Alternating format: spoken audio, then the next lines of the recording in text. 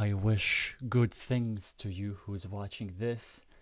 I am Alexey, and we're about to see the conclusion of an exciting day in the world of competitive Carcassonne. The last quarterfinal between Portugal and Spain is about to happen.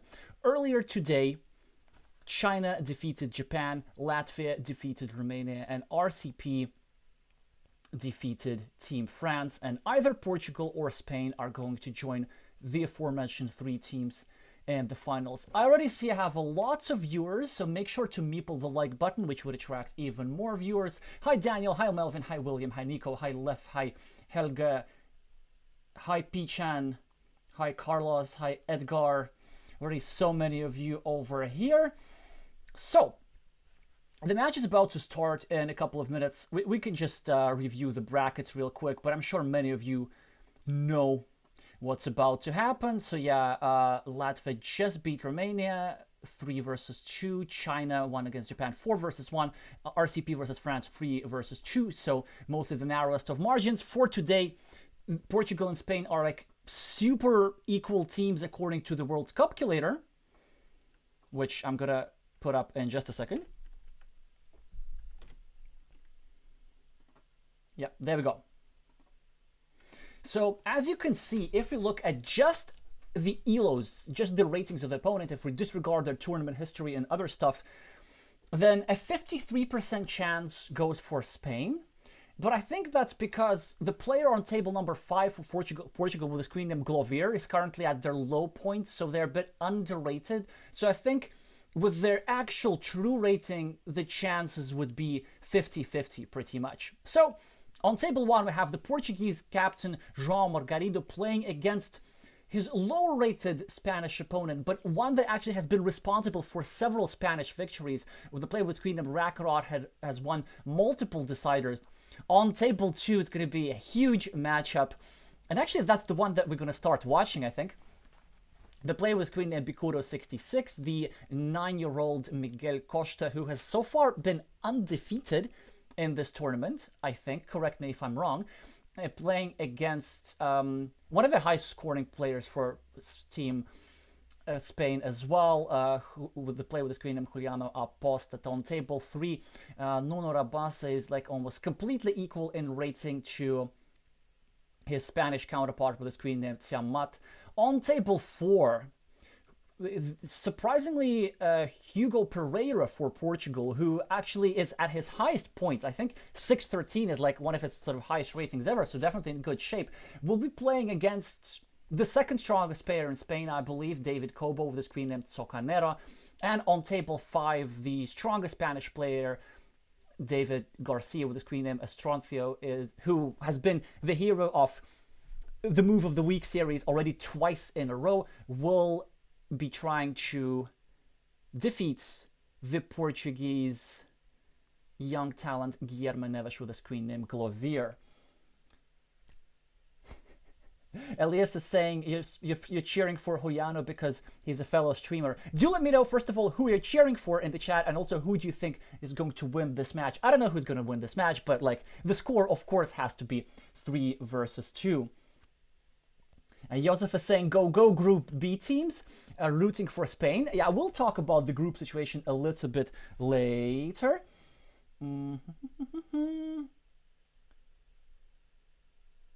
Edgar is saying, I don't know why Portugal don't put Osnofac. Great question. So there's a very high-rated Portuguese player, almost in their 700s, Afonso Cavaco, who is not on the lineup today. Maybe they couldn't make it, or maybe the Portuguese captain, João, has certain strategies in mind. Certainly, it's probably something that Spain is happy to see, at least on paper.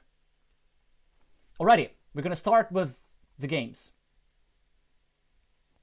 Also, I hadn't actually decided in advance whom we're going to watch, so this was a spontaneous decision. Do let me know if there's another match that you'd like to see.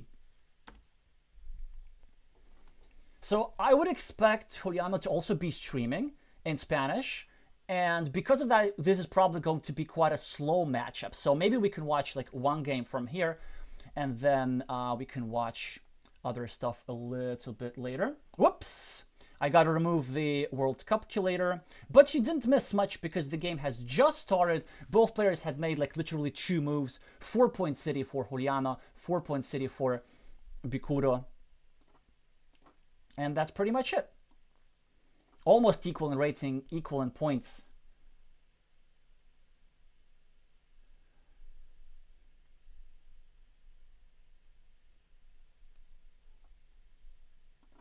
The Spanish player is playing with the red meeples. The Portuguese player is playing with the blue meeples.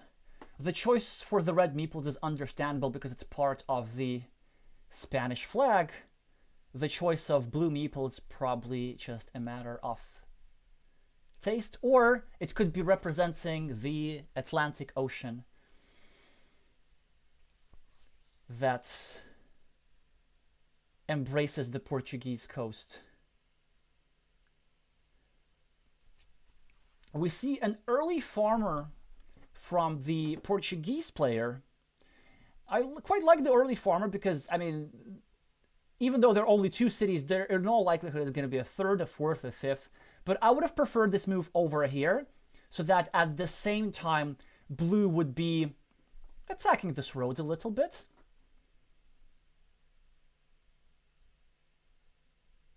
Now it's an interesting question what to do for red.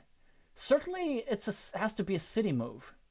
And he decides to start, that's very interesting. He decides to start a new city over here so that he can also get a new road point, and he can also create a counter field. So he doesn't want the city cap to be in the same field.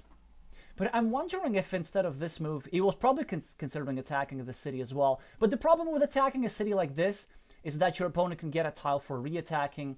So as a result, the Portuguese youngster will be ahead on the scoreboard. Moreover, Juliana draws a quadruple city tile, and he's forced to place it over here in a way that helps him not that much, maybe even hurts him a little bit. So now, as the Portuguese player, there's a variety of moves that you can play. Yeah, this is one of them, trying to break. Because look at this. 2 of the starting tiles are already out. And if blue gets a curve or something like this, then he can start kind of building around the square and blocking it completely. And that would be strategically important because blue's already up on the scoreboard. It's just 6 points, but it actually matters strategically for what blue could do. If blue can manage to block both meeples over here, then he'll have quite a heavy meeple advantage towards the end, and he can use the meeple advantage to build a big field. So this is already something that he started doing. The curve goes here every day of the week.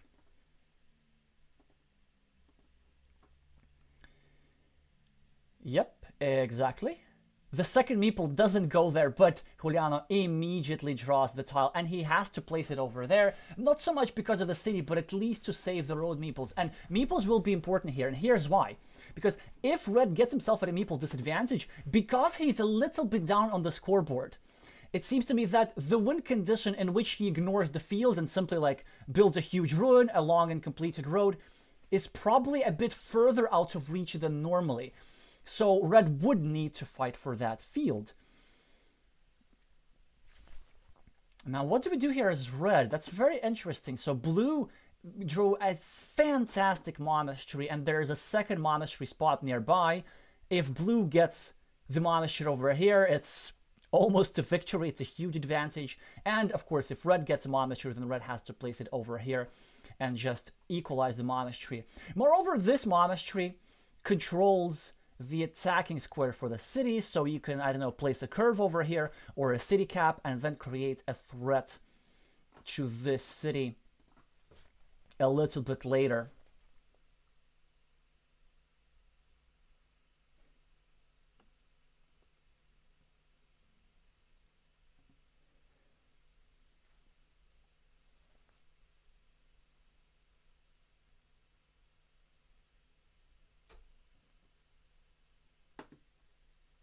Okay, I'm glad that you figure out the graphic representations for the players. I just have to assume the origin of their screen name. But yes, you got it correct. Bikudo is attacking the city. In the meantime, that was a very interesting move by Juliana to try and kind of continue his city and also pre-building this road. And this road now looks like really strong. Okay, what do you do now as red? Certainly you gotta start a new city, but where? Because you can't go here because it's too dangerous. And you could go here, but it's also a bit dangerous. So I think you actually go here. It would be like a Martin Moises style move. Is you start a new city facing outwards, away from the field, and also you're indirectly protecting your road, but in some scenarios you're actually pre-building your road, because you can get a straight line and curve and build like this. And I really think is the strongest move here. Let's see if red actually finds it. I mean, an alternative move is red could go over here and try to start blocking the square, but long term it doesn't work. Another alternative that he could be considering is going over here and meepling the road, but it's just not sufficient value.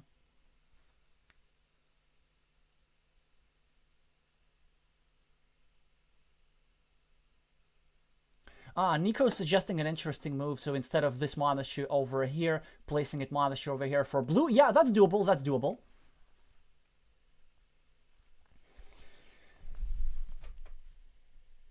The Spanish player has already just 1 minute on the clock. I mean, I assume part of that is talking on his stream, but part of that must be thinking as well.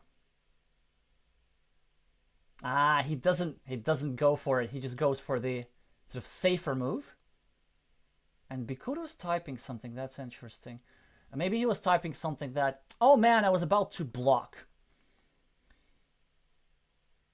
Look at this move. It's actually rather sneaky. It looks like blue is starting a 4-point road. But in reality, blue wants to get a straight line, meeple it, and then win this road outright. Like, that's what this move really is. But unfortunately, with this tile, he cannot really do that. I think with this tile, blue should not continue the road. Blue should go over here. Just because red managed to meeple the city, and the threat of finishing the city with the city cap and dropping a meeple is really, really severe. Yeah, exactly. So the Portuguese youngster knows his priorities, and Juliano will finish his city, but at least it doesn't come with a farmer. So that's a big bullet dodge here by the Portuguese player.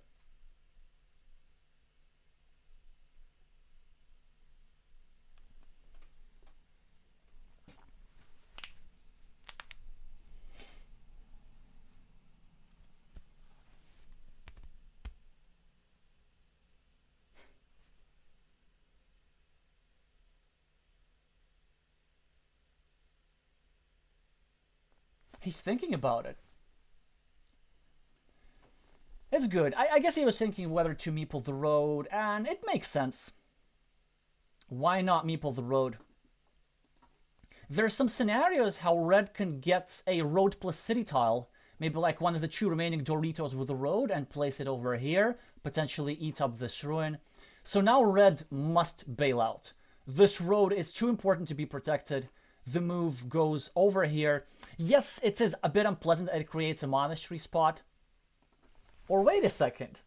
Another alternative for red is to go over here and try to eat up this poor little blue meeple. But it's actually, it's not worth it, because like he will be not gaining that many points. Now the Portuguese player could either continue his road or could just get 1 monastery point and pre-build a second monastery. And the idea behind continuing his road is that it keeps the idea of looping around alive. It has the disadvantage of creating an alternative monastery spot. So when there's 1 monastery spot next to your monastery, you benefit from it typically only if it's the only monastery spot. Okay, very interesting. He scores 1 monastery point, just like we predicted. Of course, he wants to draw the road monastery and then finish it like this. Or he wants to draw a regular monastery and then to draw a road monastery. Now, red will absolutely go over here. He's probably thinking which way to turn the city cap. There's some merit in meepling the city cap like this. But he goes for the safer route and finishes. Look at this. 4, 5, 6, 7, 8, 9. Gigantic road. And he's also starting to build a city outwards. This field looks like it will be equal for 12 points. But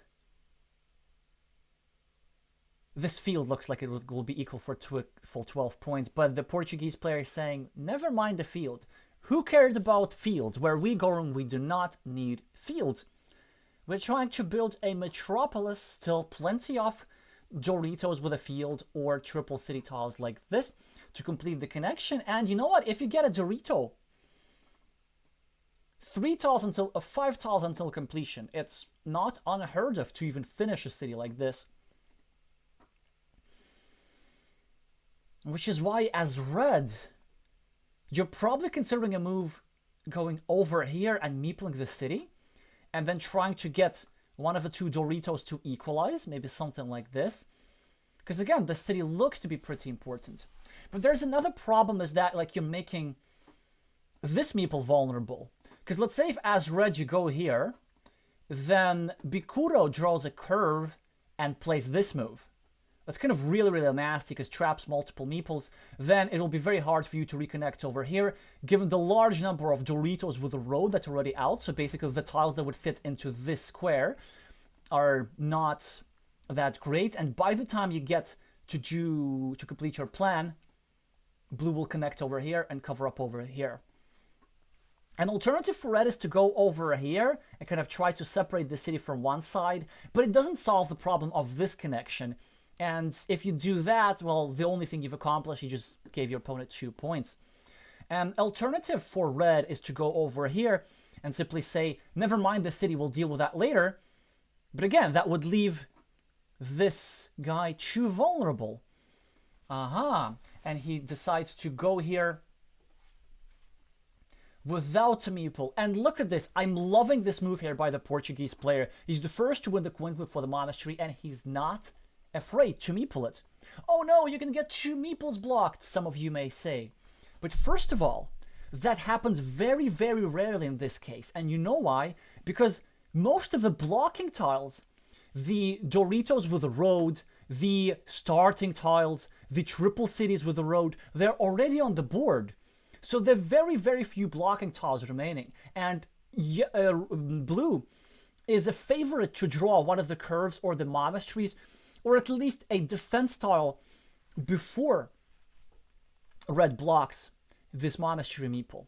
But moreover, even if red somehow miraculously managed to block it, in the meantime, we see that red decided to attack the city after all. But the Portuguese player is going to say, I'm not having it. I'm going to connect from one side. And now this looks super, super dangerous. But yeah, we could go back to these monasteries. In the unlikely event that, let's say, Juliana draws one of these guys and scores 2 points over here to block this. Well, first of all, blue already has 16 points, so that's fantastic for him. And blue then will be able to attack this meeple. So blue will be only losing net 1 meeple instead of 2. Let's say this tile goes over here, and then these 2 get connected, or something like this.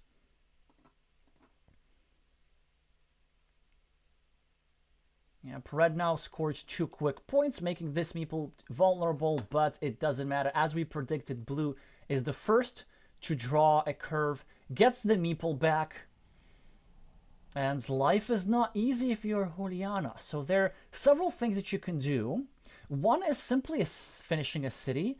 The other one is going over here. That's something that I would prefer. Because it also protects your road meeple, right? So sort of, kind of. I mean, this meeple is in a super precarious position no matter what. A third move that you can consider is going over here and sort of kind of blocking this guy. But it's only a 50-50 block. So that's why Juliana goes for the safer route. And I agree with that. But now look at a fantastic monastery for Bikudo, and he finds the most efficient possible way to meeple this. Not only is he meepling a 6-point monastery, he's also protecting his road meeple, and he pre-building a 4-point road. There's still 1, 2, 3, 4, 5 curves remaining that fit into this square, and there are also 3 of these guys remaining. So a large number of just hugely productive tiles. Also, something that I see happening later, like after this monastery is completed, straight line, curve. Another 5-point road is asking to be completed next to Blue's monastery. Now, Juliana here has a not so easy decision. I mean, the most natural move is just to finish the 10-point city, and then to hope to attack the ruin at a later date. And this is probably correct. You could even consider, like, dropping a farmer and trying to loop around. That's not the worst idea, to be honest.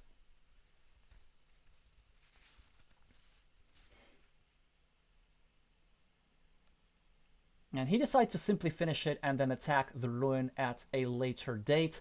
So now, because this was the 4th starting tile, as the Portuguese player, you could go over here and block this road meeple. It's quite a valuable tile to do so, but I mean, a clean meeple is worth more than this tile. And it may seem that it's not worth blocking a meeple because red has so many of them anyway. Just wait and see. Red will spend them quickly enough.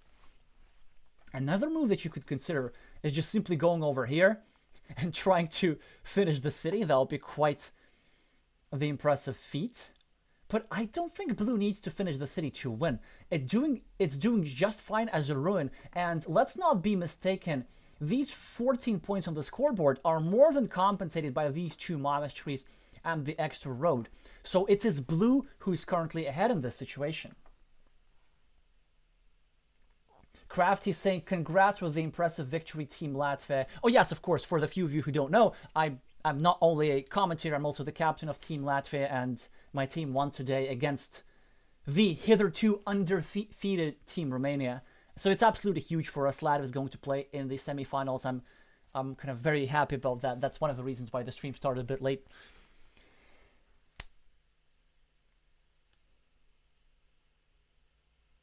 So Bikudo decides that he wants to not just win the game, but he wants to go the Portuguese way, something that we've seen in the group stage. He wants to go for emotional damage. He says, I'm going to finish the city and not just win the game, I'm going to win plus 50.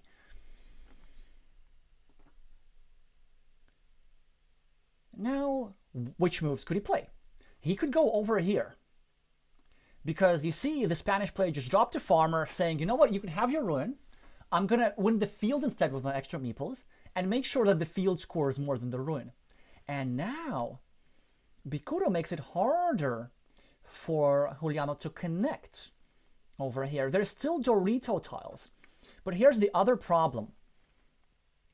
If red wants to get this meeple back, let's say like red gets a curve or something, then blue immediately gets a straight line, puts it like this, and blocks this square. Blue now managed to score 5 points for roads, 1 point for the monastery, get his meeple back. But actually, this wasn't like the most beautiful tile that he could have drawn, because the idea of the 5-point road is no longer available. However, 1, 2, 3, 4, there's still crossroads, 3 crossroads. So why don't we go over here and pre-meeple a 4-point road? 4-point road, close enough. Probably go over here without a meeple, put some pressure on this meeple as well. In the meantime, red successfully managed to finish an 8-point city. Like, actually, shielded tiles, 8-point cities can make for huge swings in the game. Like, an 8-point city is almost like a completed monastery. So I'm not even sure that blue has the advantage here. It's now kind of gone back to a really, really even game. Yeah, blue does this. Does not meeple the road, understandably so. Interesting choice for Juliano. He can either finish his city, he can complete the field connection, which I strongly disagree with. I would say that finishing the city is more important. Well, I mean, I mildly disagree with it. It just looks a bit of an inefficient use of tiles. There's still Doritos remaining. And this meeple could very well get trapped because of no remaining starting tiles, like, I don't know, Bikuro draws a curve, scores 4 points for the road, 9 points for the field, and then starts an attack on this meeple. That's kind of doable. Ooh. It does seem like the Portuguese youngster wants everything. He says, I'm going to complete the city. I'm going to reinvade the field. But there are some problems with this move. It does seem to me that it's possible for blue to win without this, although I could be wrong. And this field connection is quite risky, right? Because look at the dagger situation. The dagger being this tile and this tile. There are 3 in total, and 2 of them are already on the board. No, 3 of them are already on the board. Yeah, so for example, if Juliano gets any city tile, he puts it over here and blocks it permanently. But instead he makes something different. He meeples a monastery. Very, very interesting. Maybe he hopes to build around and block the field connection like this.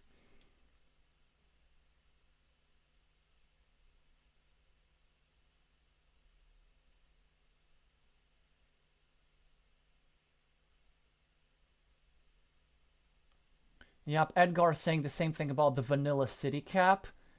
And this is a very interesting situation because both of these moves, like, which I think were mistakes, were played very fast, were played very quickly.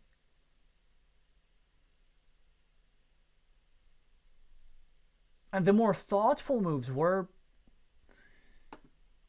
had a bit more deliberation.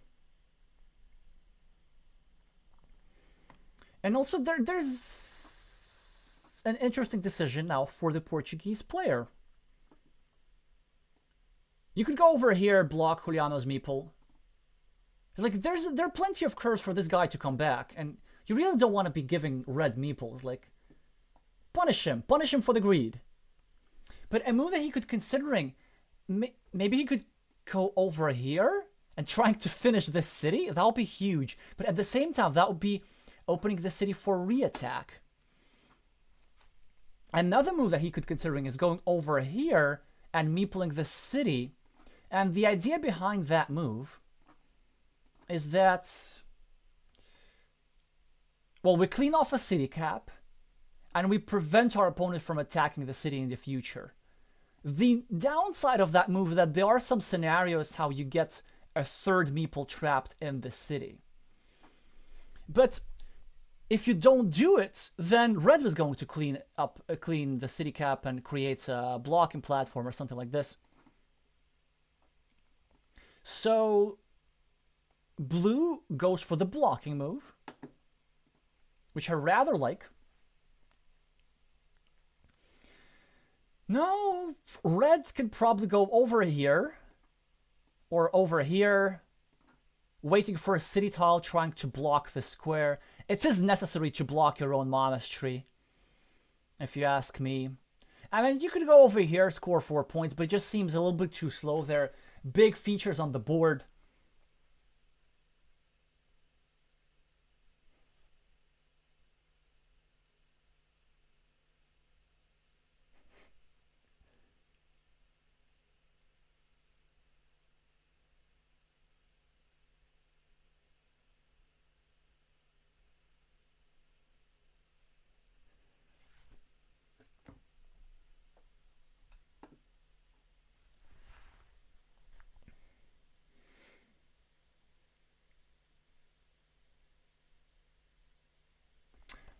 Wow. Talk about adventurous.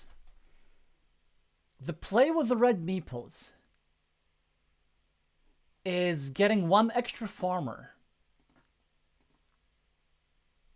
And now, as the Portuguese player, you need to make a decision. Do you go over here trying to block? Or do you say, never mind the field, I have a ruin and I can play an imbalance? And I do think that the latter approach is probably more productive long term. Like, if you just go over here, for example, just add yourself an extra city point or something. Or over here could also work. However, it's a bit iffy because you're making your own monastery vulnerable. Meepling the city cap also works. Because it does seem that if you try to fight for both the city and the fields, it can be a little bit hard. On the other hand, if you go over here and manage to block this guy, then red is trapped with one meeple for the rest of the game. Actually, red is in no likelihood going to play with one meeple for the rest of the game, which is quite tricky with 20 tiles still remaining. And it seems that the Portuguese player has gone for the fieldless win condition. He now realized, you know what? Change of plans. I'm now going to... Maybe that was the plan all along. Maybe like that was the devious idea. I'm going to pretend like I'm invading. But actually, psych, I'm going to have my own 6-point field over here. Now comes the next question. How greedy is blue? The safest move is to go over here, add 6 points to your scoreboard, get a meeple back, and maybe even meeple that city cap, but that's sort of up to you. The greediest move is to go over here to add 1 point for the city, still have a shot at finishing it, theoretically. Actually, no. It will be almost impossible. Because there's only, you'd be surprised, there's only one tile that fits over here. Okay, risky, risky, risky. And the reason why I said it's quite greedy is because few triangles are remaining. 1, 2, 3, 4, 5, 6, 7. Yeah, so there are actually only 3 Doritos that are remaining over here. And chances are red will manage to block this square before blue gets a Dorito.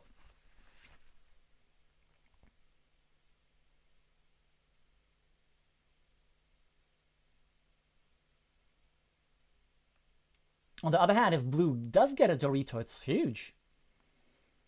Also, there actually, no, maybe it's interesting. There are 2 triple cities as well. So blue can try to continue the city with a triple city and a city cap. On the other hand, the city caps are not in plentiful supply anymore. We have only 1 vanilla city cap remaining, only 1 of those. I think it's only 1 dagger, if I'm not mistaken.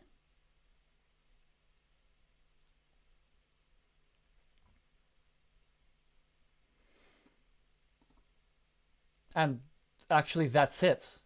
2 city caps remaining in the entire game. So, as blue, do you go over here, defend the square, or do you go over here, simply get your monastery meeple back?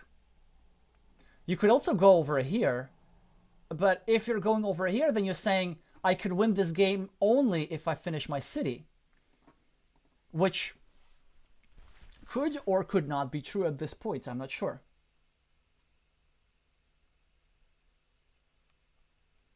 Oh wow, thanks. So Tiamat and João Margarido won their first game by only 1 point, so it looks like we picked the wrong table to watch, but it's fine, it's fine.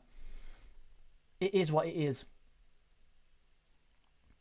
The Portuguese player, I really like what he's doing now because he's keeping his win condition flexible. He's saying, I don't know, maybe I try to finish the big city, or like maybe I try to block your meeple and join into the farm instead. Maybe, I'm not sure, but I really, really like it.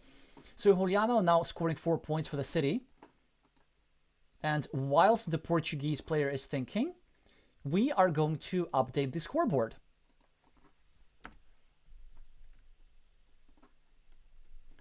So the Portuguese captain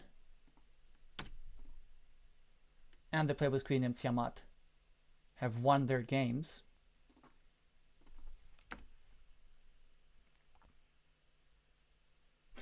And Estronte also won by only 1 point. Wow. Okay, I need somebody else to pick the second table to watch. After this game, what are we doing? Whoa, whoa, whoa, whoa, whoa. That's a very interesting move. Bikuro is saying, hey, I'm going to take a 9-point field. And I don't care if it's my last meeple. I just want to take it before you.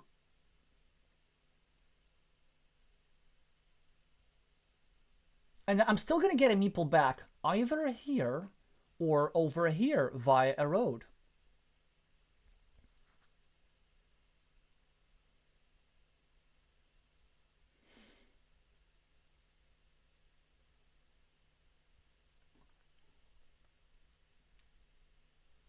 Now blue is trying to block the monastery from the other side, saying, okay, you've saved your field connection, now I'm bailing out, and I want to preserve my field points over here.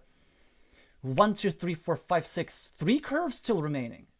There are actually some win conditions how, like, if blue draws 3 curves, then they can just win. And probably as blue, like, I wouldn't necessarily... I would be a bit patient with the blocking, right? I would want to maybe first see if red connects, and only if red connects, then I block. Juliano decided to score 2 points over here. However, a move that I preferred was going over here and pre-building a 5-point road. So Bikudo is getting a meeple back. Juliano could score 2 points somewhere, or he could block this city, or he could block the other city, or he could go over here and save the field connection, but I'm not sure if that's necessary. He could pre-build this 5-point road. Very interesting bit of a Mexican standoff here with the field. It's like, no, after you. No, after you. Because, like, blue wants to get into the field only if red doesn't get into the field. And red wants to bring in blue into the field only if red also gets into the field. Just like, This is, I guess, how this would sound in meeple language. Also, I'm not sure if meeples could talk, which language would they be speaking? German, because the game is German, or French, because Carcassonne is in France? Or maybe some version of medieval French, or like a dialect. Well, anyway, we digress. And now, the Spanish player decided that he's far ahead enough that he can afford to spend a value tile on blocking. There was still a 25-ish... Actually, not a 25, greater, like 37? Yeah, 37% chance for blue to finish the city. Like, imagine if blue draws a roadless Dorito and the Dorito with a road. Then the city would be finishable. And Juliana's saying 37% is too much of a risk. But now I see an idea for the Portuguese player. Why don't we just go for the field? Because you could go over here and drop a farmer and hope for the one of the 2 remaining curves. It's an excellent chance. You connect over here, and, well, what does your opponent do? Your opponent has to reconnect. It's your last meeple, but who cares at this point? And also, there's some scenarios how you can just win outright. Another move that you could be considering is going over here. But it's not a good move necessarily, because you would be giving yourself a 50% chance. Yeah, he does it. He goes for it. He meeples the farm. Oh, look at that standoff. That was so beautiful. Like, the move that I thought was iffy earlier actually had just, like, a lot of depth behind it.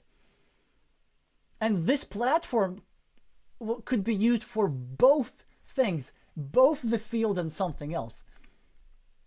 I mean, like, also remembering the age of the player, like, he's 9-year-old, maybe 10 now, but probably 9 still. The youngest player in the championship by far. Like, it's really, really a lot of depth that goes into decisions like this. And now red is hurting. So what could they do in order to win this? I see it, actually. Are you ready? Actually, no. Yeah, check this out. So one of the possible moves is to score 2 points and create yourself a possible field connection. 1, 2, 3, 4. Oh, of course, or that. That's better. That's better. Man, they're now just flipping for them curves. Man. Wow, that's so beautiful. Yeah, that's definitely better than the move that I was going to suggest. The move that I was going to suggest was too subtle. It was like to prepare a field connection for the future. But now, of course, you drop it straight away. And there are 2 curves remaining. So if each side draws one curve, it benefits red.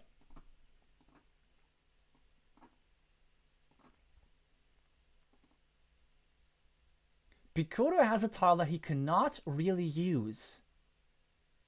That's a great move. I love it. I love it. You know what it says? It says, I am pre-building an 8-point city. In the event, I'd get this guy and then the 1 remaining city cap. Oh, wait. I think there are no remaining city caps. Because the dagger was here. Oh, well.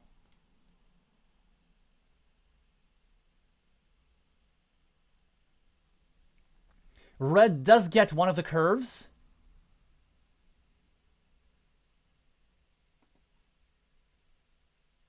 And takes the field. However, the Portuguese player takes 2 points over here. And if the Portuguese player draws the other curve, he can place it over here to score some extra points. To expand his 6-point field into a 9-point field. And if he manages to draw the one of the 2 remaining Doritos, 1, 2, 3, 4, 5, yeah. 2 Doritos, then he finishes this city for like 10 points, 8 points. Gets 3 extra field points and has another meeple to score. Maybe like 5 points for road or something like this. He does not get the tile just yet. It actually looks like it's impossible to win for the French. Of course, it's impossible to win for the French player. Well, it's now. Of course, he's going to go over here. Oh, that's I think a bit of a misstep. Not adding 3 points to your field. He does get a curve. I mean, he will add the field points now. But the problem. Why I was saying that he can't win is because we know that no matter what Juliano were to have in hand, it would be either the curve or one of the 3 blocking tiles. You see, the 1 remaining Dorito has a curve next to it. That's why this move was so powerful. Yeah, check this out. So Bikudo does draw the Dorito, but when it's too little, too late. He's gonna place it over here, have this huge ruin, which was just 1 tile short of completion. And it's ultimately this Dorito tile that he so desperately needed to win this game. I do believe that red has this, but like not by much, because the city was big.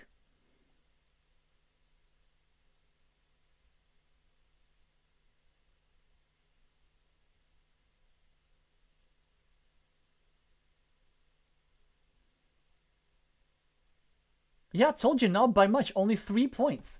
So finishing the city over here would have totally worked for the Portuguese player.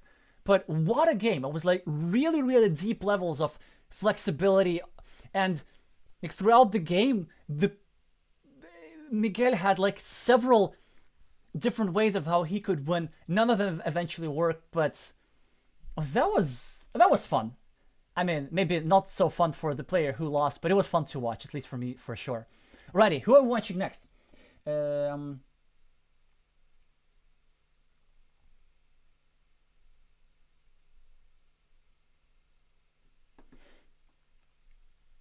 Well, we haven't seen Socanera. He's probably going to be finishing his first game. Or did we miss something? Oh yeah, Socanera already won his first game against Hugo Pereira. But wait, whom do I want to watch? I want to watch Joao because None of you are saying anything.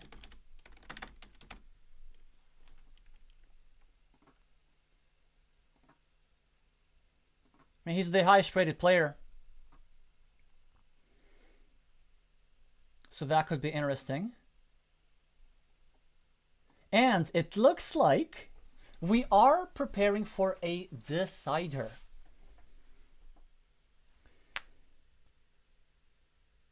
Because the Spanish player with Queen M Rackrod has more points on the scoreboard, is playing the yellow meeples, and look at how much yellow stuff there is on the board. Monasteries. On the other hand, blue has some extra meeples, has firm control of the fields, so it looks like a classic imbalanced situation, monasteries versus fields. Now, big decision here for yellow. The question is, do you think you're trailing, and by how much? If you think you're trailing, then you go over here and create an evil hamster spot. But he decides to go over here and protect his city and attack his opponent's city. And let's just double check if it's necessary. I do believe there's still one tile, and one tile only, remaining for Joao to complete his city. And if he does complete his city, it's huge. So it's a 50-50 situation. And also just insult to injury. Look at this, look at this. Farmer. Not a two-pointer, but a farmer. Oof. Rackrod finishes a monastery, scores 6 more points. Joao is probably going to complete the fields connection, or maybe he can drop another farmer instead over here. That's also doable. Meepling a road also makes sense with 8 tiles to go. If you have 2 meeples in hand, you have too many meeples. You gotta spend them. He does meeple a 9-point field. Right, of course, because these are not connected just yet. And he does draw the critical tile to finish a gigantic city. Add some more field points, and it does look like this duel is headed the Portuguese player's way. Oh, what a move, what a sequence.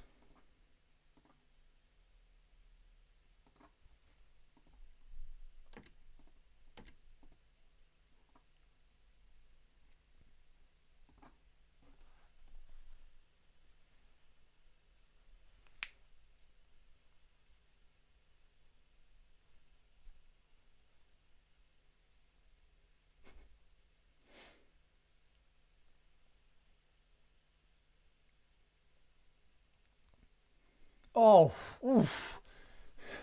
And to make it completely not safe for work, green draws a 9-point monastery. And also gets an extra farmer on this. And also gets a 7-point move here. Oof.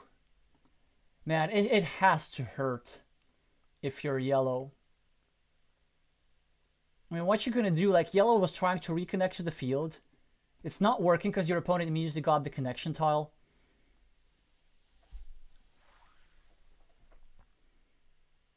And Joao now needs to show precision. He needs to calculate what's the remaining tile. And if the remaining tile is such that allows yellow into his meeple, he needs to block. Sloppy. Sloppy. I mean, I know he was winning anyway, but come on. Like, the move here was to take this and to meeple the road just so that this guy doesn't get into the field. Well, anyway, I understand that it can be like a bit too draining after a whole match. Okay, he's saying he miscounted. Got too soft. He's saying the same thing as I am. Good that he's understanding this. But yeah, he has 1 gigantic field. He doesn't need 2 gigantic fields. Portugal wins. The captain gets his team on the match scoreboard.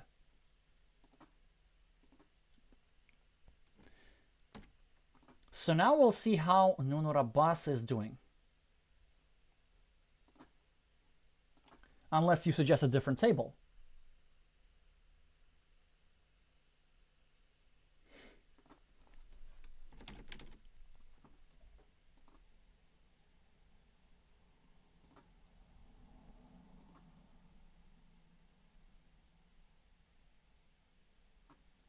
Oh, we're witnessing just the last tiles. So, if Nuno wins this, then there's going to be a decider.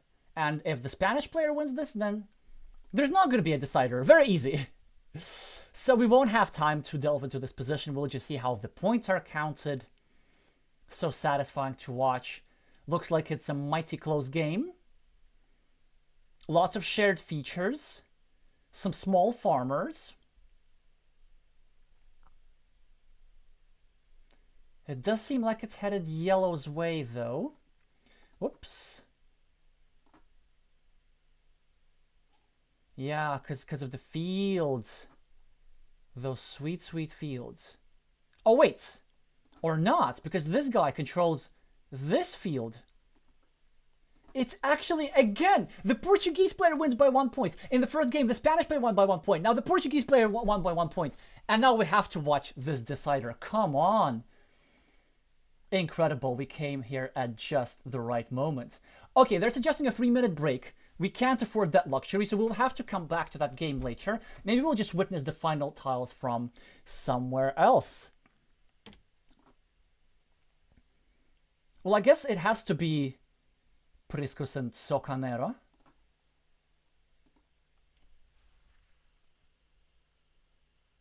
Oh, hi, Joao. You're already in the chats. Congrats on your win. We saw your sloppiness on the last move. We were here to witness it. I know, no, all good, all good. I know that, like, it didn't matter for the game.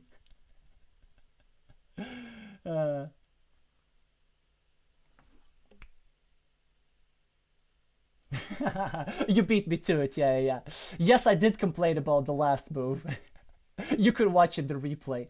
Alright, anyway, so Canero, right? Actually, no. I keep changing my mind. Okay, we haven't looked at Estroncio either.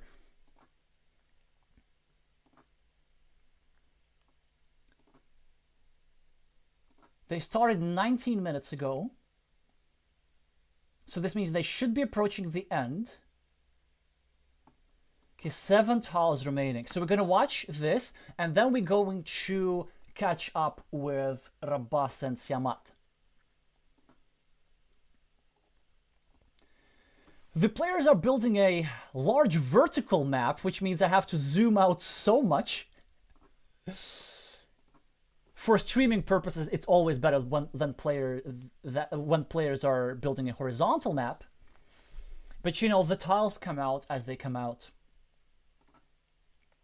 Blue gets a city cap, scores 4 points. Now they're almost completely equal on the scoreboard, but now is the Portuguese player who's 1 point ahead. Are we going to have the same scenario as on table 3? Maybe Glovier wins this by 1 point, and then we headed to a decider. Apparently, yellow knows something. This move was played quickly and confidently. Was that the last curve? The idea here that blue had a 6-point field over here, and yellow has a 15-point field over here, and yellow is saying, I don't want you to join my field. What else are we having? Lots of shared features here. 6-point monastery versus 6-point monastery. Some extra field points for yellow over here and over here as we discussed. But to compensate or almost compensate for that, there's this big ruin by blue. Blue got an extra 2 points thingy for the city, and now probably as yellow, do you just meeple the monastery for 6 points? It's certainly like a natural move that comes to mind immediately. Maybe there's something better. But it does seem that there's no point in hoarding meeples for the rest of the game, unless, of course, you have a specific sequence that you're calculating.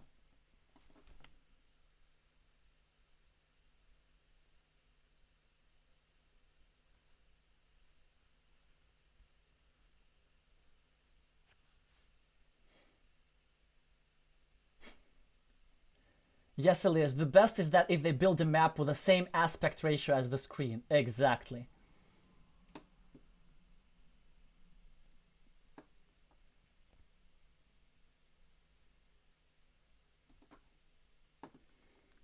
And whilst I was distracted by the chat, Glovier predictably scored a 6-point monastery.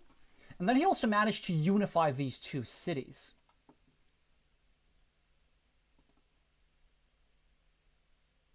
The Portuguese player is going to probably take this one down.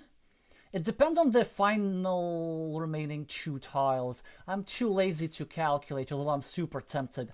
The one thing I can say is that there's no city cap that goes over here. So this meeple cannot go and take over this field. And the thing that Estronthio is probably calculating is, if we go over here and drop a farmer, is there a straight line or a curve to go over here? I'm pretty sure there's no curve. Otherwise, blue would not have blocked it. Red would not have blocked. Yellow would not have blocked it. Yeah, I just recounted there are no curves indeed. Maybe they're straight lines. There's one straight line.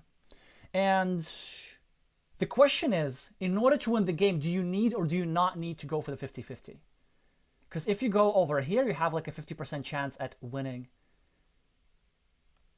the field. And he decides it's not worth it.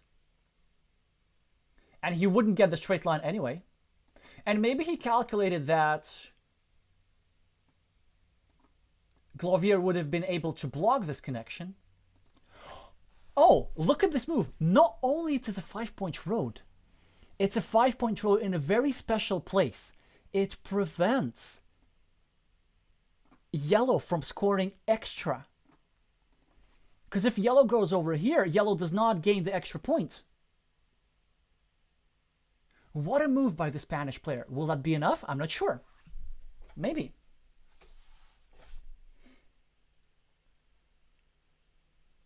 Or maybe they could have just scored 2 points. I'm not sure. I'm not sure what the correct move here is. Maybe the Spaniard decided that it's enough for the win.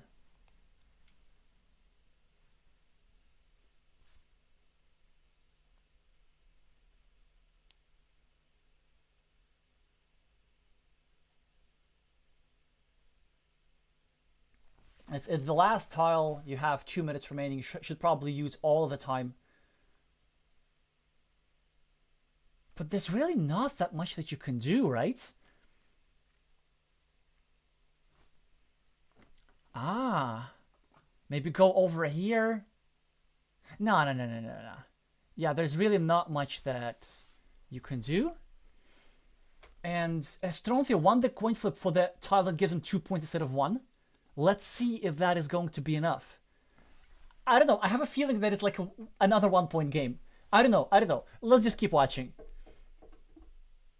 The shared ruin is being added to the scoreboard of both players. The 5-point road meeple on the penultimate move is also being added to the scoreboard of the Spanish player.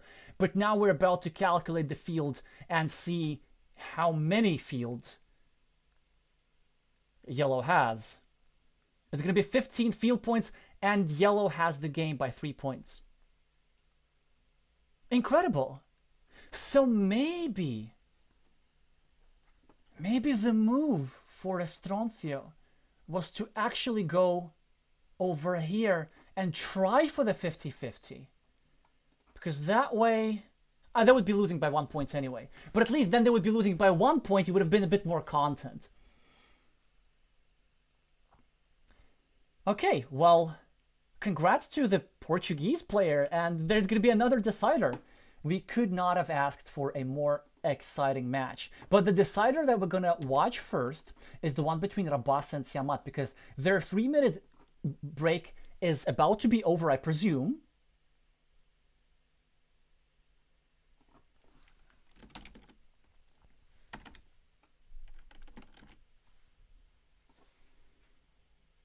So they have probably very recently started.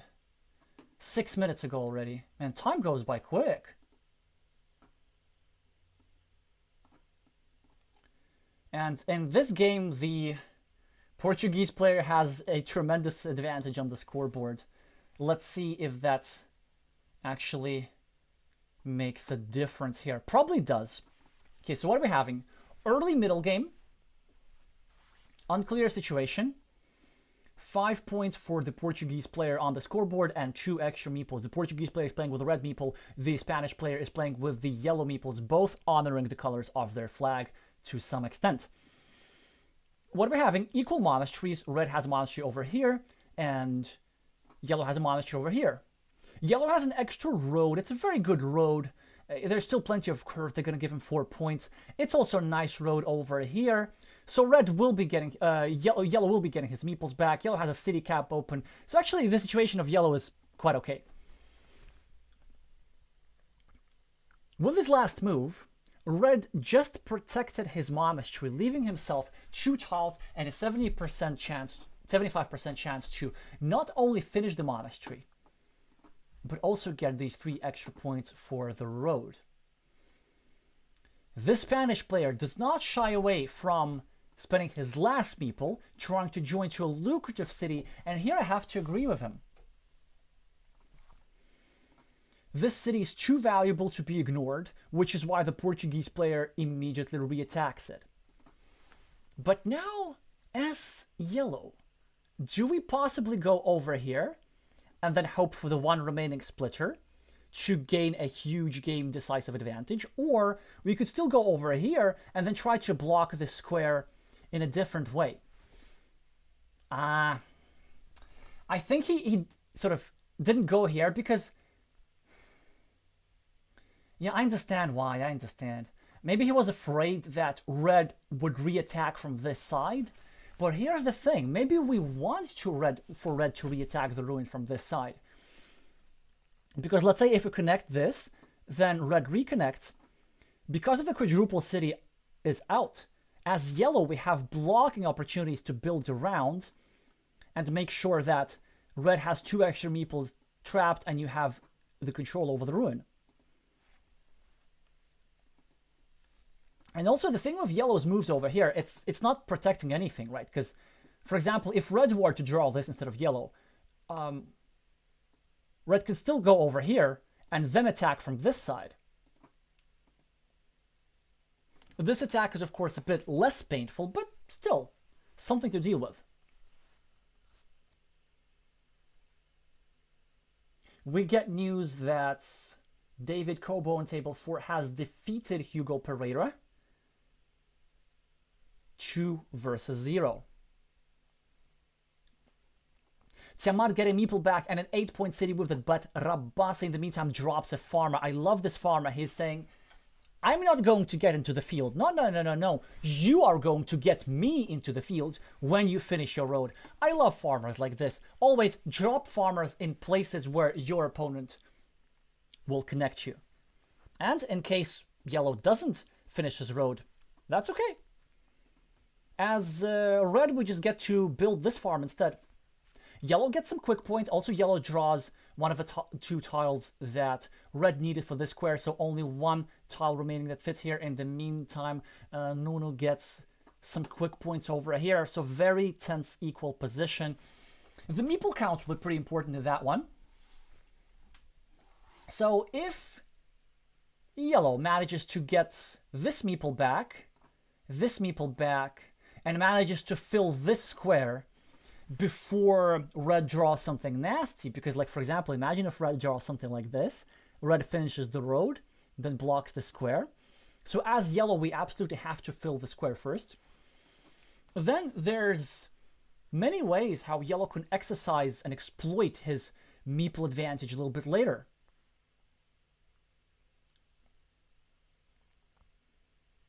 Nuno gets the splitter tile and he decides to go all out on the field. He finishes a joint city and drops a farmer in an attempt to overfarm. But that's something that you probably could be happy about as Tiamat. The farm is not that big. Nuno is stuck with 1 meeple for a long time. And if you can manage to get your meeple back and maybe get a crossroads over here, to make sure that you score 2 points and that you block this square, then suddenly you actually don't need the main field anymore. The main field is like 15 points, but it's scored with a 2 meeple majority. There's some counter fields up top, right? You can just ignore this and start a field over here. Or, you know, you can meeple this field over here, but it's not going to happen because yellow says, I'm going to fight for the field. I'm not a Spaniard, I'm a Brazilian, and we're going to be playing a Brazilian field fight. Or maybe that's a way how to get under a Portuguese player's skin, playing in a Brazilian style, trying to play to some ancient rivalry. I'm not sure what was the motivation behind this decision, but this is what we're having. A huge field for all the marbles.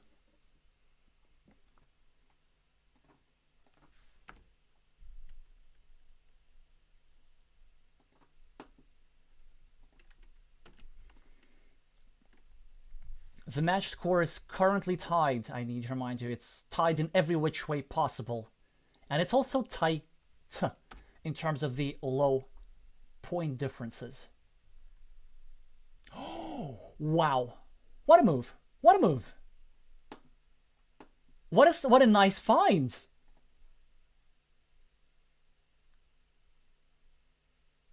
By the Spanish player. Come on. That's so cool. He drops a farmer and also pre-builds a road next to his monastery. So for example, now he can go over here, score 2 points, and then later meeple this road. Because there's still 4 curves remaining, and he's going to get one in all likelihood. And get this meeple into the field. I mean, a move that he could be considering is like finishing this road as well. I'm not sure if it's that urgent though. Exactly, he goes for the greed. Take the 2 points and pre-build the road. Just pure beauty, pure beauty. He knows that there's some other road ends remaining. In the meantime, Nuno draws one of the curves that he needed. Tiamat now will be thinking between going over here and building a long road, or going over here and trying to build a short road, or even something that I would not recommend going... Actually, but why not? Why not? Maybe we go here and we drop our last meeple. Connect like this. I mean, if you go for the field, you might as well go for the field. There's still 2 places in which you can get a meeple back. The downside is that if you get a curve, you only get the meeple back. You don't get the 5 extra points. But maybe there's some ways how yellow draws this road end first. Interesting situation. So both players are hungry for this spot. Whoever draws something that fits over here will probably meeple this. I mean, red will meeple this for sure.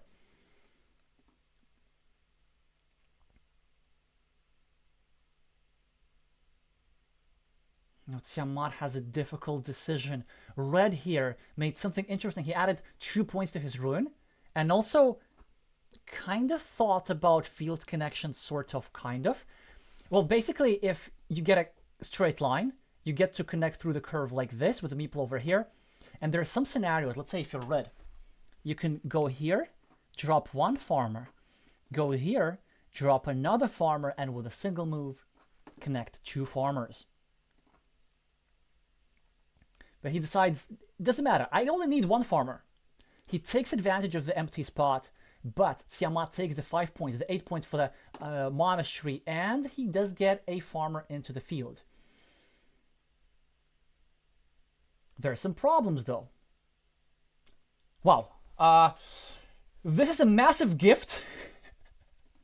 Red just gave yellow a lifeline. The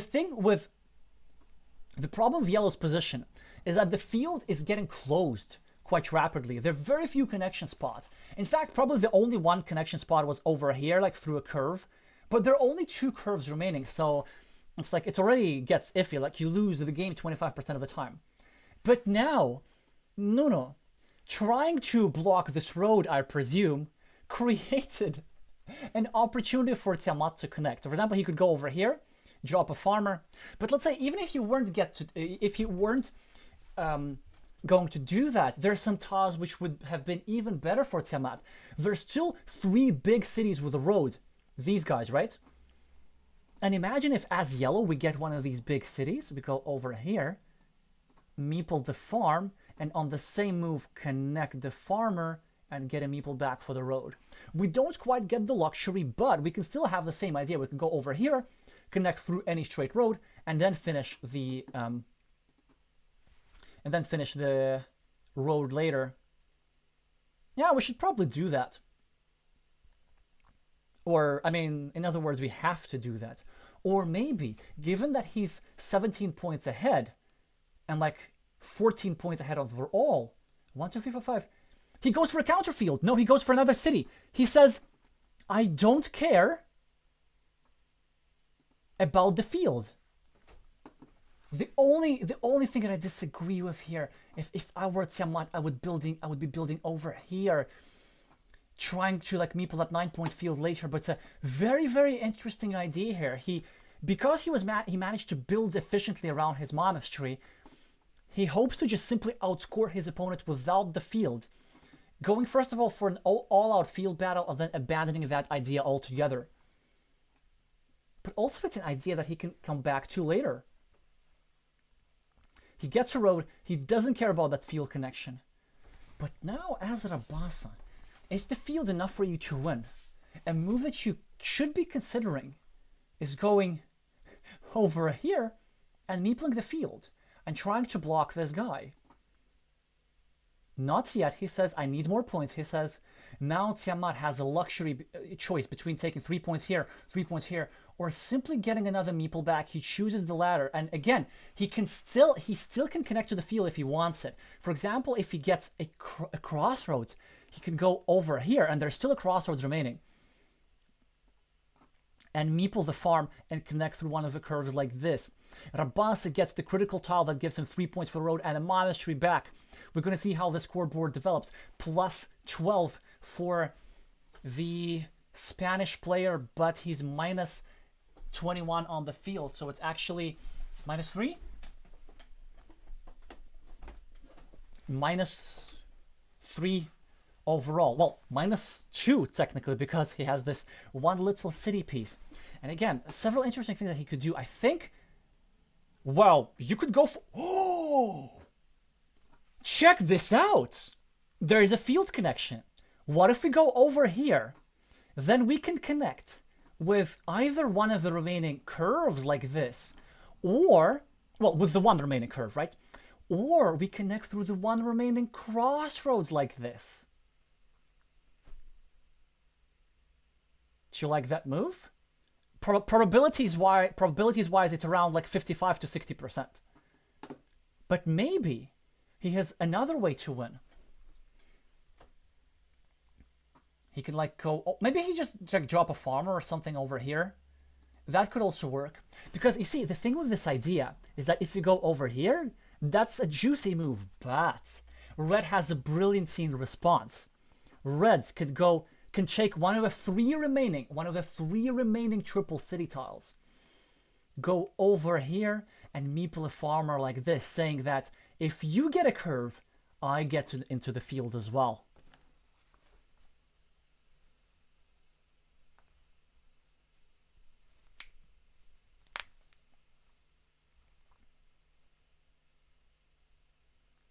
So now Tiamat is simply deciding on his win condition. What will he choose?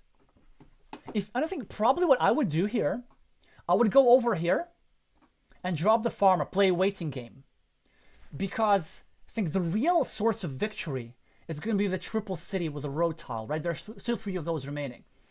And you first of all take care of this field, and then if you're still behind by the last couple of tiles, then you get a triple city with a road, you place a farmer over here, and because there are other triple cities with a road, your opponent can no longer block you. Okay, so he does follow the advice. He scores 6 points for the field, but immediately Rabassa scores 4 points for the road. And this is why precision is so important in Carcassonne. Remember that like multiple moves ago I was saying that yellow should have built this city over here. And now yellow is having only 6 points for this farmer instead of 9 points. And that is something that could cost him in the end. But he's doing quite fine for now. I mean, he has the 9 field points over here. Well, he's still at -3. No. What are we talking about? And then Abasa is taking 3 points and pre-building a city for himself. So now it seems that Tiamat needs to attack the main field.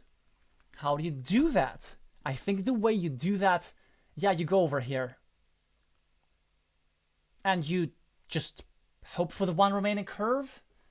1, 2, 3, 4, 5, 6, 7, 8, 9. Oh, wait, I missed a curve somewhere. 1, 2, 3, 4, 5, 6, 7, 8, 9. Yeah, never mind. There are no curves remaining. Oh, yes, that was the final curve. Yeah. I just missed that one. Because there were 2 remaining, then the field connection of this. Never mind. Let's focus on other aspects on the game. Let's see what he does. But it does seem to me that the play has to do something with the main field. Or maybe, is there a way how we win without this? Maybe. If there's a city cap remaining, how about a crazy play? We go over here, meeple the city and try to finish that city. There's still 2 Tava fit over here. And I do believe that there is at least 1 more city cap. At least there's 1 more vanilla city cap for sure. He decides that he's not going to do that, but instead he wants to score more field points.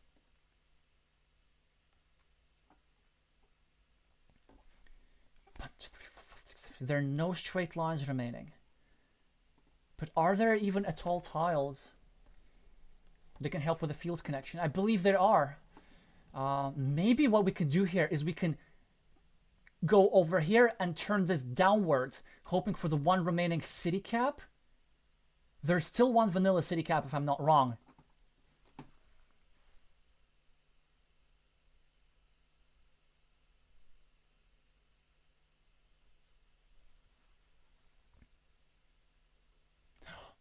He's setting up an attack. He wants to attack the ruin. He wanted to get this sequence, essentially. Another possible win condition, right? If you were to get... It's still possible. So maybe the move for Abasa is to go over here. Because Tiamat could win with back-to-back triple city tiles. Over here and over here.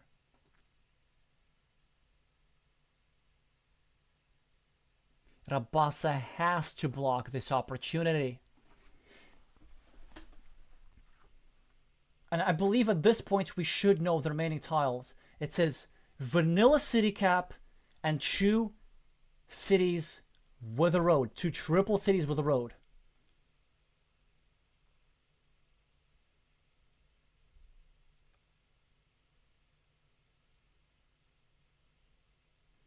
And with that, we know that a field connection will not be possible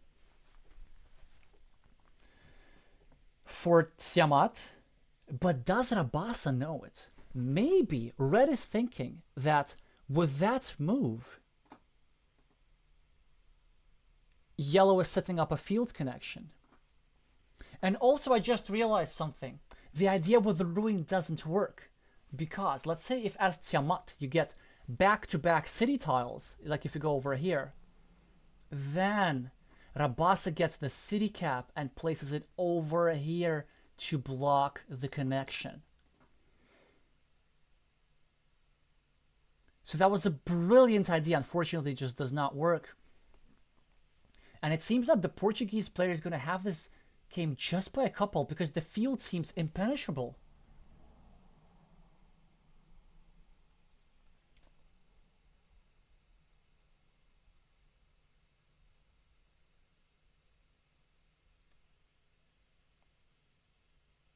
Oh, never mind. Ah, sorry about that. There's because these 2 are together. Wow.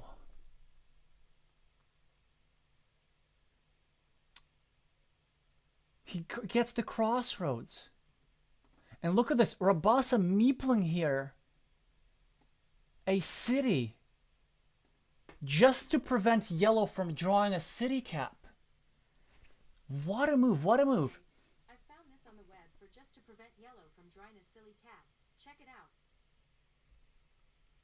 Siri's acting out. I don't know if you heard that. I wasn't asking. Wow. Rabasa gets an extra city point, but wait a minute. With his previous move, Tiamat scored 5 points. He managed to expand his field. But you know what's going to happen now? And now Rabasa will be able to join these two fields together and score an extra 3 points for himself. And then Tiamat will be left with the one triple city tile.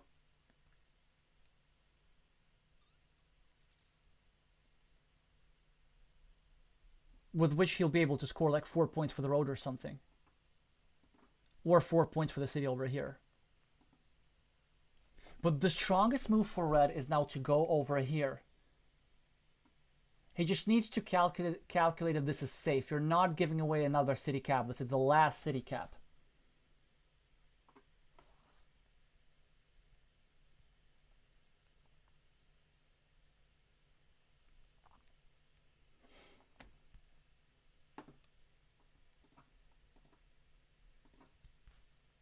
Also, I see many of you are saying that he had to take advantage of the field connection here earlier. The Portuguese player was extremely precise in their calculation, and it does seem to me that they're winning their game by a couple of points. The counter field proved to be not enough, and I think the main reason for that was because of a poor choice for the city. Had only this city been started one square to the left, maybe there was a way for yellow to win this game without the main field. I'm not sure. Let's see what the point difference is.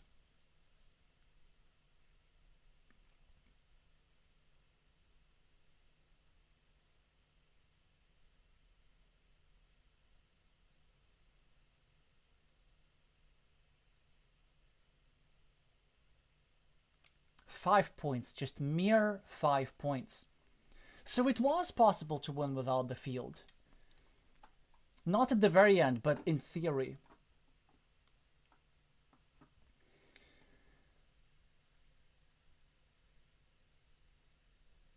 Well, we have to congratulate the Portuguese player. Nuno managed to successfully not get greedy with the mammoth tree, drop a farmer in a timely fashion, and then just simply hold the farm with a simple majority, not with a super majority, just a 4 versus 3. So the field fight made the Portuguese player victorious. All right, which game shall we watch next? Oh, by the way, he has only 3 seconds of the clock remaining. Wow, nerves of steel indeed, I agree. The lowest I had ever gone to were 8 seconds. And even then the spectators were freaking out.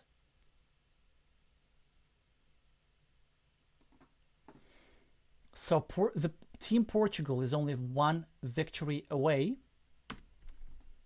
from making their semifinals for 2 years in a row.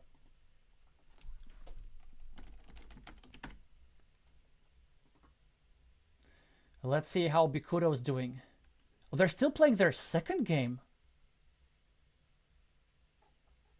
But what I don't understand.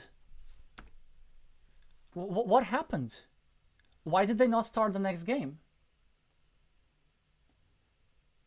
Oh no, I just need to refresh. So Juliano won the second one just 1 minute ago, which means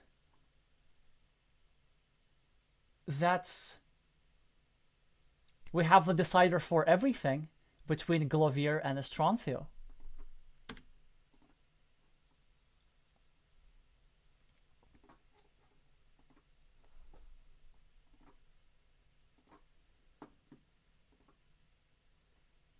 Estrancio's used to playing deciders. It was exactly his game against the Taiwanese player with a screen name Ayebo11 that sent Spain into the quarterfinals. will his game against Guillermo Neves send Spain into the semifinals? This would be for the first time ever for Spain, and the second time for Portugal.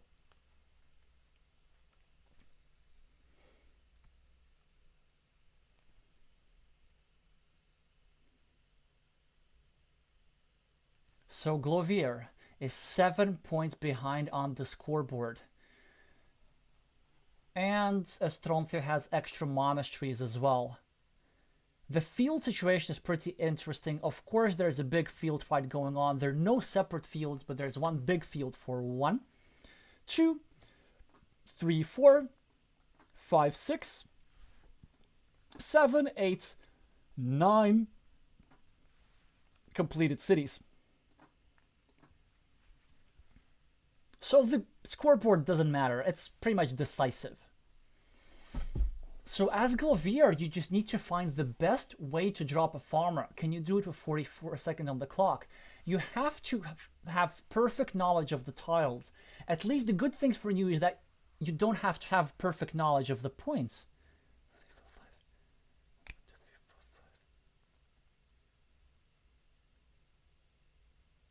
He decides just to score 4 points? Is that enough? Is that enough? Maybe it is. I don't know. Because the field is currently... Is it tied? No! Yellow has firm control of the field. And Yellow is saying, I don't care if you join in. Because these extra farmers will do the job. So the best that Estroncio can hope for is a curve, but is there even one? 1, 2, 3, 4, 5, 6, 7. Yes, there is. 1, 2, 3, 4, 5, 6, 7, 8. There's one curve remaining. So basically what he needs to hope for is that he gets the curve to fit over here. So probably the best thing that he can do is meeple a 5-point monastery, which is on that 6-point move, and then you get the curve to connect. Something like this. 1, 2, 3, 4, 5, 6, 7, 8. Yeah, there's one curve remaining. 33% chance to not lose the big field. I feel like you have to go for it. It could be still not enough, potentially. No, wait. It probably actually will be enough. So +4. These monasteries are equal. We go over here. That's +7, +12, +15. 1 point mini battle here. That's +16. And then -4, it's +12. So it seems to me that's pretty much no matter what Estroncio plays, it's a 33% chance to win the game. It's enough for him to equalize the field. He does not have to win the field. But now the question, as Glovier, will you have an opportunity to re-attack? And this is something that Estroncio is probably calculating. He decided, you know, YOLO, gotta go for it. It's a 50-50. Wait a second. Daggers, 1, 2, 3, 4. Are there daggers? 1, 2, 3, 4. There's a move that guarantees Glovier the win. I think. 1, 2, 3, 4, 5, 6. No, there isn't. There isn't. We have to make it a 50-50 no matter what. There's nothing that we can do, I think. I was thinking of potentially like going over here and connecting through another curve or a dagger tile, but there are no curvoids remaining, so the counter threat doesn't work. Wait, are there starting tiles? 1, 2, 3, 4. No. Are there crossroads? No, there are no crossroads, so a counter connection through here doesn't work either. So he decided to simply take 2 points and wait for what happens. This is the coin flip for the entire match. Estroncio gets the tile and Spain is in the semifinals. Was a 33% chance and he did manage to get it. Glovier will score 6 points for a city somewhere, but it will not be enough, I believe, according to my calculations. These 2 extra monasteries will send Spain into the semifinals. What a heartbreak for Team Portugal. Glovier has several ways to score 6 points over here, or maybe like a 5 points over here. He could also go over here, but it will not be enough.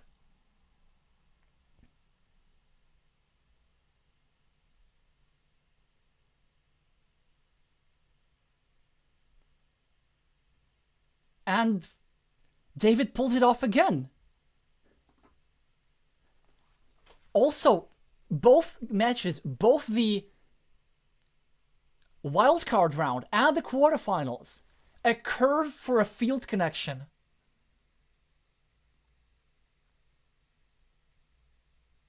Get Spain into the semifinals. Unbelievable, unbelievable stuff.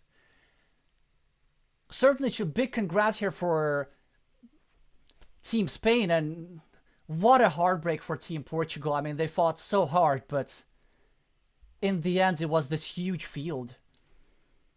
So now that we know the situation, was there anything that Yellow could have done differently?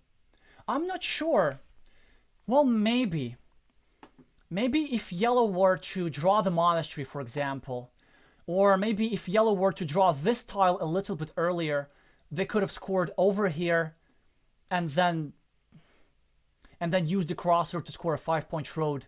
Then it would have been a tie. But then the tie would have sent this Spanish player into the semifinals. It's certainly something to think about when you're doing post-match analysis or whatever, but it doesn't matter now. Spain is in the semis. Wow.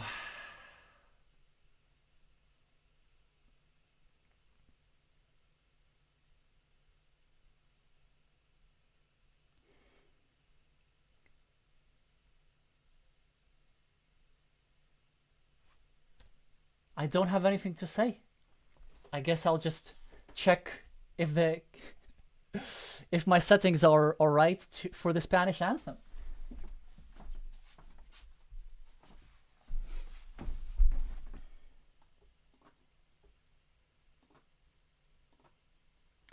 There we go. Spain is in the semifinals. All rise for the national anthem.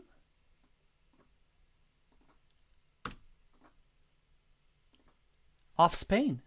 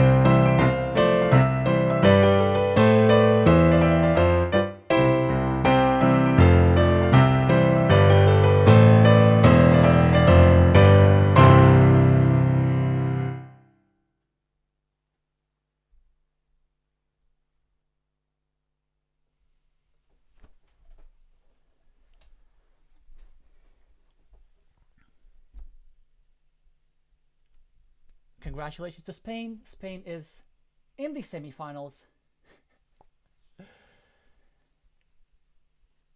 Payne Glovier is saying, I feel ya, I feel ya.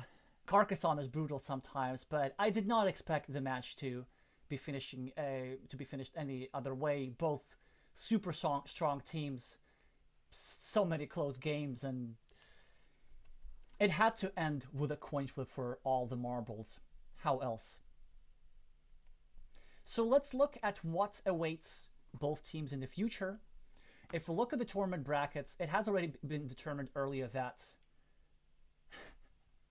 Latvia will be playing against China.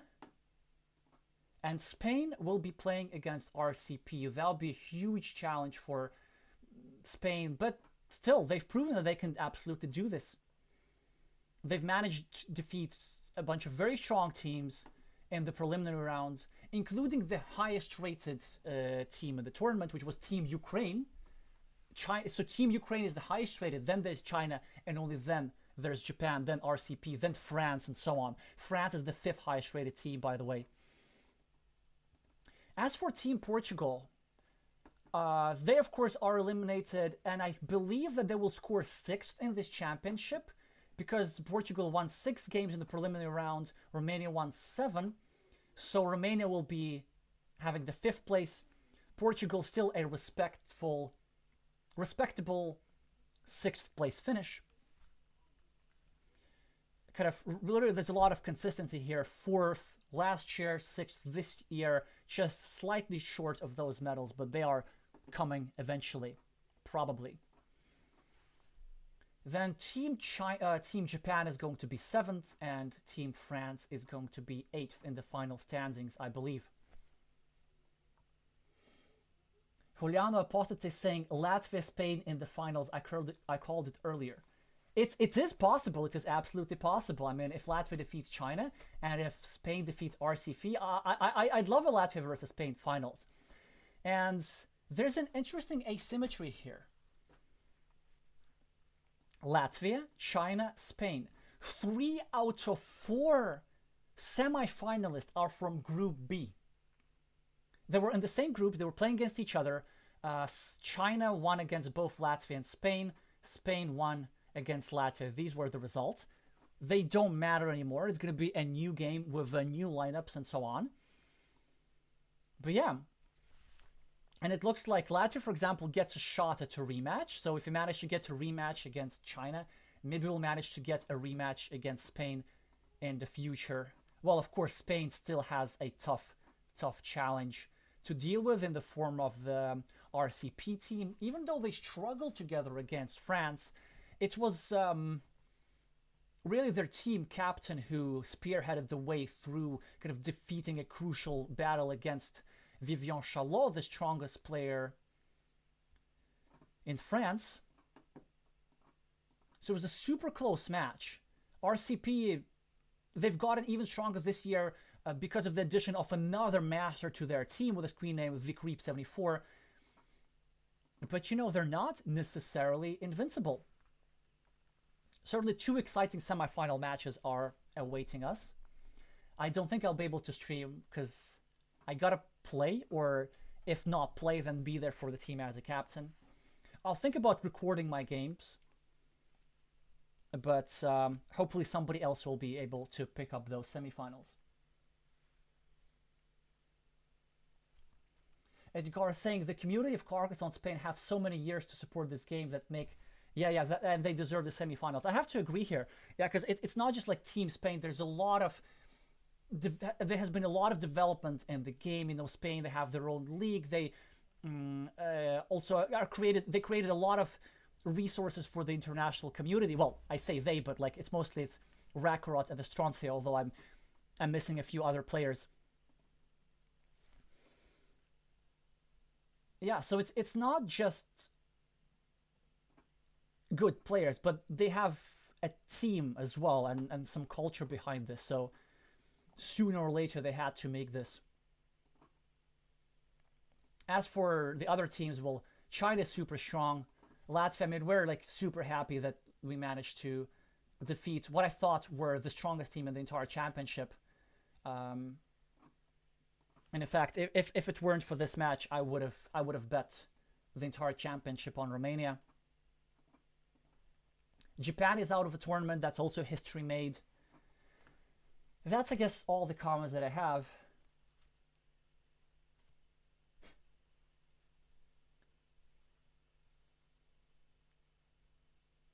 Elias is saying Vladimir got all 3 fascist daggers in game 1. Yeah, it happens. Fascist daggers refers to a certain tile of Carcassonne. A city cap with a right turn. Alexey is saying Group B was known to be the group of death even before the championship. Exactly, yeah. So if you think about if these three teams, Latvia, China, and Spain, managed to qualify from such a difficult group, defeating the United Kingdom, Catalonia, Hungary, and Poland, then I mean surely they have to do well.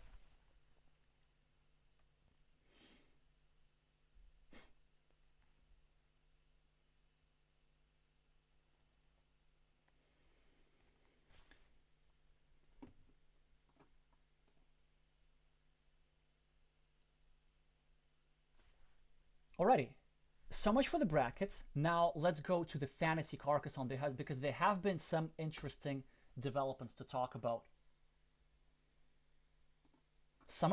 Many of you are playing the championship-wide fantasy Carcassonne game, which probably most of you know, but in case you're here for the first time, then whoever of my viewers picks the 5 strongest players that perform best in the entire championship, they win this game of Citadels. It's something that you're probably going to like if you're somebody that likes Carcassonne and maybe a little bit of deception. Well, anyway, I haven't opened the thing. I need to...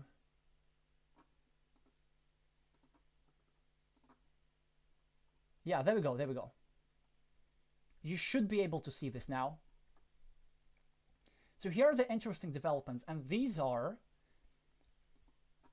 how things were before the Spain versus Portugal match. So this is how it was after Latvia-Romania. It was a quick match, so I managed to update this thing. As we see, Belgians are doing quite well. Johan Neutz here in first place currently, because they bet on Dr. Taihan, and Dr. Taihan won for China. In fact, Dr. Taihan is one of the very few undefeated players remaining in the tournament. And then, with 20 fantasy points, we have Pyro, Joseph, Bogdan, Matt, all kind of super close. So anything can still happen over here. And then I'm just going to scroll through the rest so that you can see your position. From interesting developments, out of the top selected players, someone you know won his duel 2-0. Viv lost his duel 2-0. That was his first loss today in the championship. Alexey LV, that's me, lost his duel today 2 versus 0 because my opponent was Marian, who won this duel 2-0, giving a lot of you fantasy points. I'm still very happy about this, that my teammate managed to win. I'll take a personal loss and a team win over the opposite any day of the week.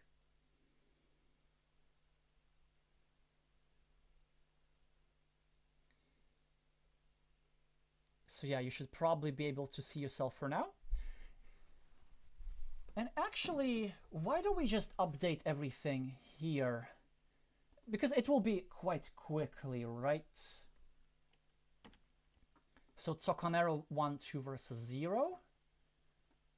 What else happened? Osno did not play. Sporter did not play. Why did Sporter did not play? I assume they couldn't be able to make it. Juliano won 2-0. Valle was not playing. Glovier, well, we saw that painful defeat. Oh, for -1. And Rabasa 1 + 1. Alrighty, let's update everything and see if this impacts the standings.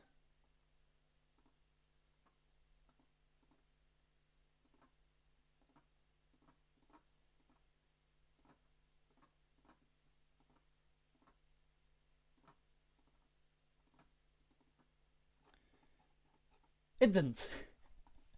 Well, it did, like a little bit. Because I think it was mostly Iberian players who were betting on other Iberian players. I'm just gonna scroll down real quick so that you can see your own standings.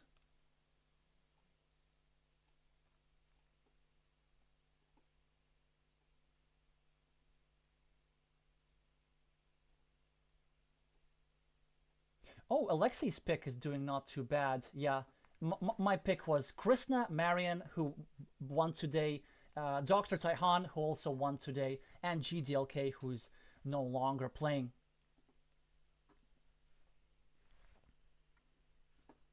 And then you could see the collective wisdom doing abysmally. These are the 5 most picked players. And the second collective wisdom, so these are 5 players who have been picked the second most frequent. They're doing sort of all right with 18 fantasy points. There's some more interesting stats, actually. In terms of the highest performing players, there are now very, very few undefeated players in the championships. The main one of them, actually, let me just sort this through. It will take some time, but I think it's worth it. I found it quite interesting.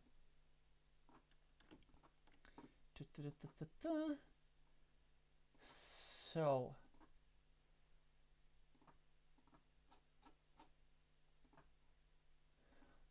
let's see who the highest performing players are in the championship. And the highest performing player by far is the Mexican player with the screen name Mana Rory, who won his 7 games out of 7. And despite Mexico being eliminated, nobody was able to match this. Second, interestingly, is the Argentinian player with the screen name Sandy Blader, who also didn't lose a single game, didn't lose a single duel. But of course, Argentina has also been eliminated. I think they're going to score 11 for 12 in the tournament.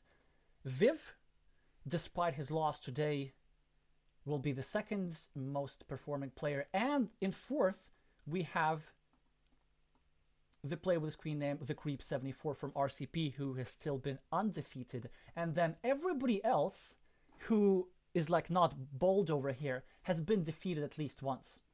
So Krishna lost once, Vineria, Mars lost once even. Someone you know lost more than once, I think, or just once. So yeah, from the undefeated player we have Dr. Taihan on 5 victories, and that's it. Pretty much nobody else from the remaining players. Because you see, it's very, very hard to remain undefeated. Like, sometimes in Carcassonne you just lose.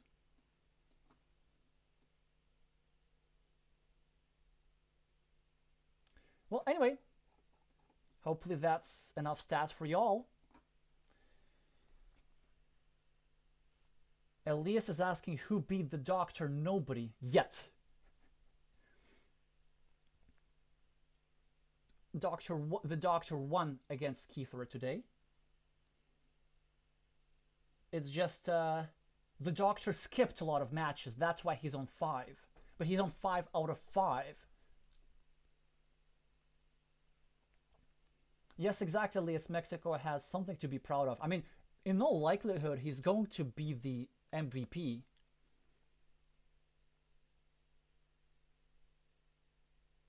Unless one of the players on 5 victories manage to catch up. But even if they do, like, being undefeated, that still has to be a huge feat.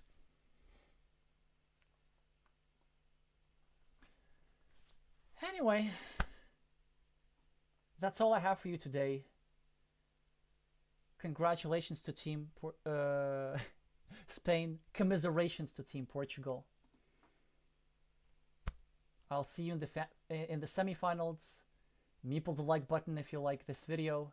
Certainly would help with the algorithm quite a bit. And in case you're here for the first time, subscribe for more competitive Carcassonne content like this.